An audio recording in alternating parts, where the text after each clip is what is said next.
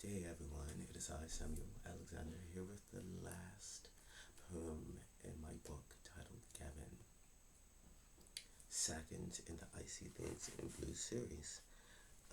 This one's called Wings, so in sticking with the, high theme, getting high, it's a better sentence. It's here, because wings, flight, yes. It was a very simple connection, and that's why I picked it title wise, and then I read it and hoped that I could explain while it's in this series, even if I couldn't explain why it was in this particular book. And can I remember that now? It was days ago, weeks ago even. I had 7 books, so it's been a minute since I've really touched on them before rereading them to make sure that they were as typo free as my non-editor brain could make them. But I'm just going to read it and see where my brain takes me for when I talk about it after I'm done. So, if you found me organically, great, but this is part 2. And there are 7 books in this series, so if you're moving fast enough, well, not moving fast enough, you can quite literally not read the other 5 until you've read the first 2. But enough about that. It's early. I've got some natural light for a change. Don't need the circle light. I mean, it's mounting the webcam, but beyond that, it's nice to have real light and not be doing this before I go to sleep. And, same outfit, different shirt, because the onesie is forever. But we must shower and clean and, bathe. So nothing else is forever. But the onesie, well, the onesie lives on. I have a closet full of them, but for continuity purposes, I put back on the same onesie. At least I hit videos and it's not the hexagonal one. But anyway, I'm rambling. This one is called Wings, and I'm just going to jump right into it. I tried to fly, but my feet never left the ground. I realized I didn't know how, or at least I think I don't know. Something seems to be pulling at my mind, trying to break free, telling me there was more to me, something had happened to make me incomplete. And the more I pondered this seeming distant thought, the more clear it became. I couldn't fly because I didn't have wings, obviously. Yet that thing in the back of my mind kept knocking, banging loud enough to cause a a mild headache. And as I stared into the mirror, I noticed something. No, felt something. I reached my hand behind me and turned to see my back in the mirror. I immediately felt stupid. My back was the same as every day before. Wishing for wings wasn't going to make them appear, but what if it could? Maybe if I thought hard enough, they would appear to make me take into the air, remove me from this dismal place of self-defeat and depression, and help me glide into the clouds of self-worth, ride the winds of recovery, and become the man I believe I once was. Today could be the beginning of a better me. But I can't take flight without wings. I must concentrate, focus, will myself into a better place where I can fly, if only figuratively, and find strength to pull me out of the gutters and filth I'm swimming in. Take me to the springs of the highest mountains to bathe in the purest of waters, renew my soul, and bring warmth back to my heart. This day will be the day of all days. Upward, forward, onward, there's only ahead to go. And that's when it happened. With a swoosh and a gush of wind so strong I almost fell down, out sprouted the most beautiful wings. Blue, the color of the clearest ocean with darker blue highlights and a span too large for my tiny bathroom, so I had to fold them in. I grabbed one and touched it. Feel the soft yet strongness of the feathers, and it comes to me. Why I forgot that I had wings. I was at war with life. It fought hard and defeated me, made me forget all the things that made me whole, took my hopes and dreams and joys away, left me in the shadow of a man to slowly wither away until I ended my pain. Its poison seeped through me and weakened my mind and took my memories and made me think I could never fly. Erased each battle, each time it laughed in my face so that I'd wake sinking further into a state of dark embrace. Each day bringing me closer to the day I destroy myself. My death would make you stronger, just another soul destroyed by its evil. But this time, it was different. I remember. I traveled down holes that screamed out in pain, up sterile, slippery, covered in the moss of shame, through doors with locks stiffened from life's abuse, and rooms filled with the dust of mounting doom, over mountains with winds of defeat, threatening to send me falling to my doom, and through valleys of unworthiness that seemed to have no end, through waters so cold they froze my hope, and rain so intense they drowned my faith, lightning that struck, almost killing my strength, and smog so thick I almost lost my breath. To the very depths of darkness I entered into life's camp to take back what was mine, take back what it left. And this time my blade of fire formed. This time as my blade of fire forms, I will smite you down. I won't be defeated, no. This time, life, you lose. With all that I had, I went in for the kill. I screamed out all the years of torture I lived at life's will. And through its heart my sword did fly. This day, yes, this day, I reclaim my life.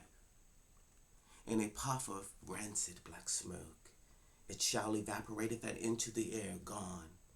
And that's when I saw it. A bottle glowing in the middle of a field, made of pure light.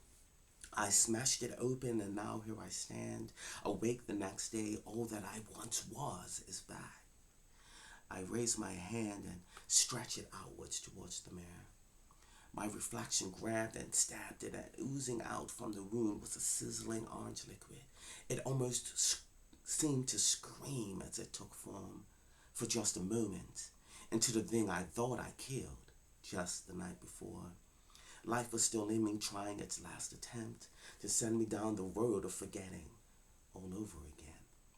And as I looked at my reflection, it smiled with a nod.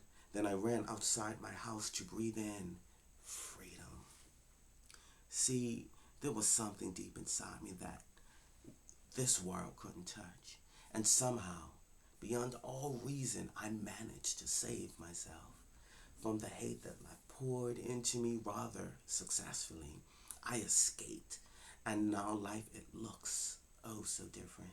This isn't the same world that succeeded in doing me in, and now I must begin to find my way again. And you, yes you know who you are. You didn't nail me to the ground, you didn't succeed, no, I won this. I won this. And now you're going to see what you could never take from me. Now you'll see what your jealousy has done, but now I'll show you. Watch in horror as you witness my power. I'm coming to get you. Vengeance shall be mine. I beat my wings with a determination so strong. Now, watch me soar. Okay. That was interesting for two reasons. It's not going to read the same way that I read it. For one particular reason, there's a certain section when I read it, I realized that saying you to life didn't work. But when I wrote it the first time, it was supposed to be like me talking to them. But as an idea, it felt better if life was a thing. So I changed a lot of the, personification, I guess? I, I'm sure that's the wrong word, but I changed it all to it. And somewhere in here, there's a lot of yous. And even at the end, where it says, now you see what your jealousy has done, I absolutely deleted that sentence. And something was going on when I saved these things. You know, you never really know about the last version. I think that's how typos get through, because if you have something going on with your computer when you're trying to save something and it won't save, and then you have to do this and find some kind of backdoor to do what you're trying to do. I think sometimes your very last version isn't always the version that sticks. And when you're writing a 700-page book, digressing, this can happen multiple times along the process. And I'm pretty sure that a page here and there, you know, a paragraph happens to be the one thing that I thought saved the whole thing. And so we'd be like, oh, there's a weird typo here. There's a double sentence there. And this is what happens, but I'm going to fix it. And the reason this poem is in there now that I've read it is not just sticking on the getting high theme, but because again, I think that this is what Gavin, in this instance, well, Dario's friends in general, would wish for him, that whatever it is that's in him has been in there all along. And a few of the poems that stayed, again, are there for that reason, because they understand them. They're his friends. They want the best for him. And this is probably how they see his journey. And more importantly, it fits the journey of the book. And I could have put it in the last one, but I chose a different theme for book 7. So it would have fit. But I think it's a nice way to end here, considering most of the poems are about flight and about the dynamic of the relationship that they have together. And it also fits Gavin because friendship comes back and rejoins and ultimately succeeds, because they realize that both of them, to a degree, that what they needed for this to last was inside of them all along, and they just had to find it. So it fits for a couple of reasons. So going back and revisiting it and reading it, kind of, you know, reminds me of why I chose it many moons ago, and I mean last year, because the book went 5, the series. It was my 2020 baby. It went 5, and big plans. It was supposed to all be done last year. It did not happen. And when I say last year, it is still 2025, but Christmas has come. So that's where I'm going with this. It was supposed to happen in 2025. I'll stick to being specific instead of saying last year. But on the flip side of that, none of these poems are going to be published until 2026. So, in context, again, when I say last year, it will actually be last year by the time anybody sees this. So, it is what it is. But that's why it's there. And some of these were pretty heavy. You know, revisiting them is interesting to see. And this is the last one, that's when I'm still talking. How my brain kind of weaves through the ideas that float inside it. But I thought I wasn't gonna like this one because sometimes I tell stories in my poems. I don't always like them per se, these mini short stories and prose. And this one felt awkward, which is why it actually did get, I wouldn't call it serious editing, but the tense, like changing you to it, is literally the only big change, since that was in a lot of lines when I was referencing life.